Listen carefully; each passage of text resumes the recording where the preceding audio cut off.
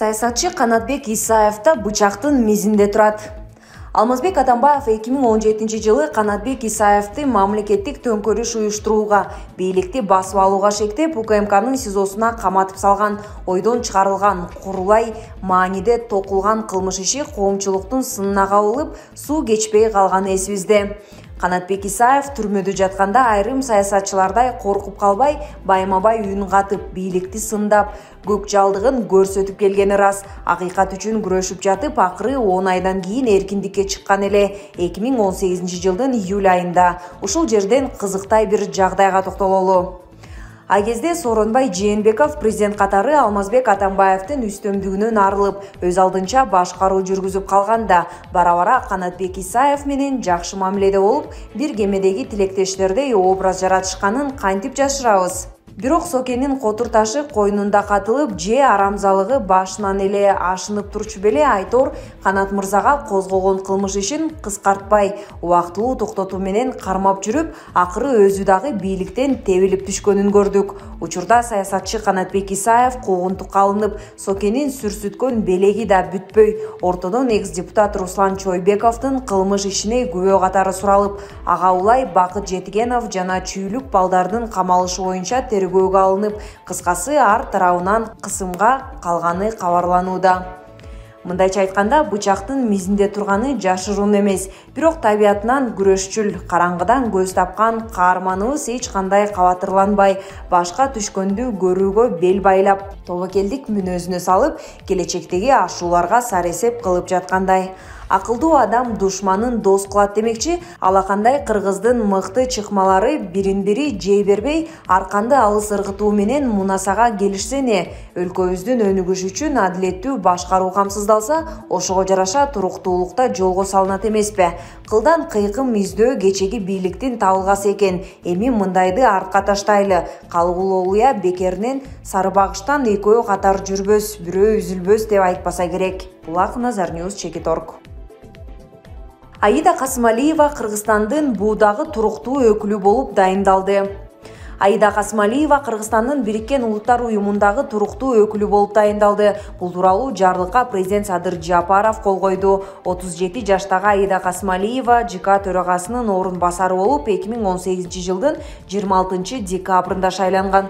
2015 жылы КСДПнын тизмеси менен депутат болуп келген. Эмгек жолун Азаттык радиосунда иштөөдөн баштаган. Мындан сырткары эл аралык Интерньюз Network, Ал Жазира эл аралык телекомпаниялары менен кызматта КТРКда, Борбордук Азиядагы Америка университетинде иштеген. Кыргызстандын Бириккен Улуттар уюмундагы туруктуу өкүлү кызматын 2016 жылдан бери Миргүл Молдоисаева аркалап келген. Туруктуу өкүлдөр Нью-Йоркто иштейт. Булак Азаттык, Чекиторг. Тажик тарап күнөөлөрүн моюнуна алышты. Кыргыз-тажик чек ара өкүлдөрүнүн жолугушуусу орун алды. Баткен жана Согди областарынын чек ара өкүлдөрүнүн жолугушуусу өттү. Бул тууралуу президенттин Баткен облусундагы өкүлчүлүгүнөн билдиришти. Маалыматка ылайык, жолугушууда тараптар окуянын хронологиясы жана анын орун алган жери көрсөтүлдү. Жыйынтыгында тажик тараптын өкүлдөрү күнөөлөрүн моюнуна алышты жана мындан ары курал колдонулар кайталанбашы айтылып, тажик тараптан күнөөлүүлөр жоопко тартылуусу кыргыз өкүлдөрүнө билдирди. Кыргыз тараптан сунушталган биргелешкен териштирүүдөн тажик тарап баш тарткандыктан, эки тарап ар кимиси өз аймагында териштирүү жүргүзүп, жыйынтыгы тууралуу бири-бирин маалымдоо макулдашылды.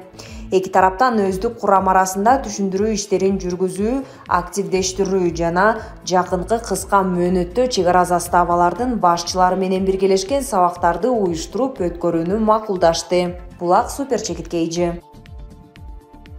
Талант Мамытовдун спикерликке шайланаары чечилип калыптыр, бирок Жогорку кеңештин төрагасы ким болору президенттик аппараттан чечилип калганы каныкууланды.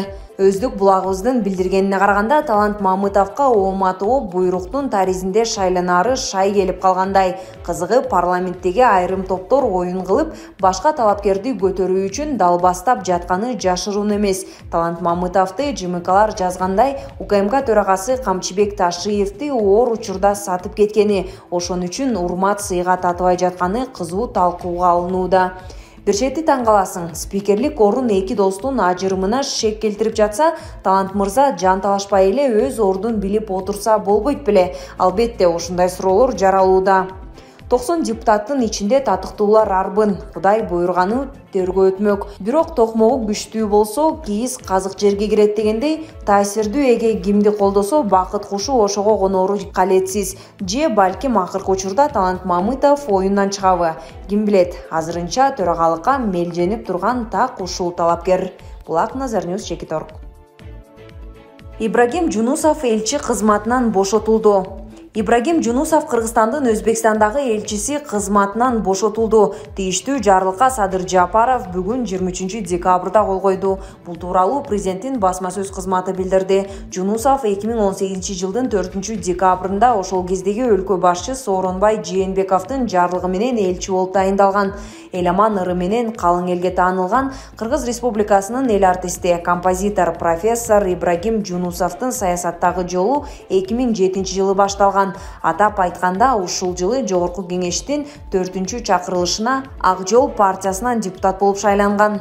Ал парламентте Каркыра, Үзөңгү, Кууш өңдүү жерлердин, Ысык көлдөгү пансионаттардын сатылышына, дагы башка ушул сыяктуу зыяндуу мыйзамдарга бийликтин партиясынан жалгыз каршы чыккан, бийликчил партиядан шайланган оппозициячыл депутат катары белгилүү болгон. 2010 жылы Жогорку Кеңештин 5-чакырылышына Ата журт партиясынан депутат болуп шайланып келген.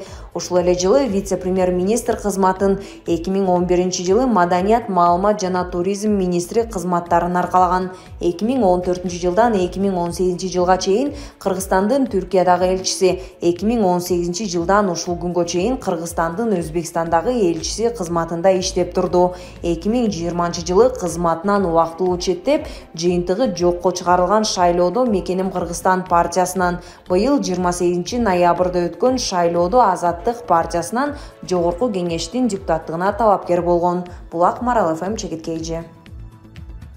Көзгө сайган маалыматтын чын төгүнүн тастыктоочу гезит басылмаларын таап сиздерге сунуштай албаганыма кечирим сурайм, урматтуу окурман. Адахан Мадумаров Кимсанбаевичтин вице-премьерлик кызматтыгы кезинде Казакстандын Алмата калаасынын башчысы менен жумуш үстүндөгү маегинде кала башчы өз кызмат учурунда Адахан мырза, сиз менен көптөгөн бийиктерди багындырып, эки боордош элдин пайдасына болгон күчүбүздү жумшайбыз деген убадасынын башталышын 2 күндүн жүзү болбой Алмата калаасына жар салганын кыргыз тарапта моюндаган. Жарлык төмөндөгүчө: Астана калаасынын СМИлерине буйрук: кыргыз боордоштор жөнүндө каралуу, жамандоо мүнөздөгү чыккан кабарларды же маалыматтарды эфирге чыгарууга тыюу салынсын жана боордошторубуз жөнүндө терс маалыматтар Казак Республикасында жайылбоосу зарыл. Ошондой эле жайкы туристтик эс алууну көздөгөн Астана калаасынын тургундарына кереметтүү Ысык көлдөн башка жакка чыгуусуна тыюу салынат. Учурда өлкөбүз оор кырдаалда. Өз акылыбызга ээ экенбиз. Туура эмес тандоо жасоого укугубуз жок. Ойлонуу учур келди бир тууган. Тумен Абдуллаев.